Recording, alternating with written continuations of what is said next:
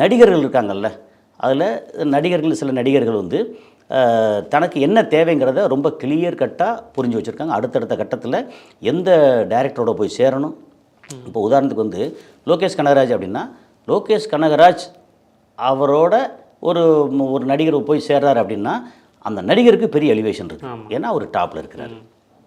இது வந்து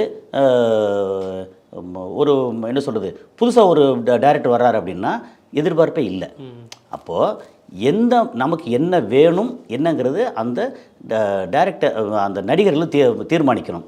அதுக்கப்புறம் லோகேஷ் கனகராஜ்கிட்ட போய் நீங்கள் வந்து ஒரு சாதாரண குடும்ப கதையாக விசு டைப்பு கதையாக கொடுங்கன்னா கொடுக்க முடியாது. அப்போ யார்கிட்ட என்ன கேட்கணுன்னு இருக்குல்ல, அது அவங்களுக்கு தெரியணும். தன்னோட உயரம் என்னன்னு தெரியணும். நம்ம வந்து ஒரு மாதிரி ஃபேமிலி சப்ஜெக்ட் பண்ண போகிறோமா, ஒரு வாரிசு மாதிரி படம் பண்ண போகிறோமா, அல்லது வந்து பிகில் மாதிரி படம் பண்ண போகிறோமா, தெரி மாதிரி பண்ண போகிறோமாங்கிறத அங்கே டிசைட் பண்ணணும்.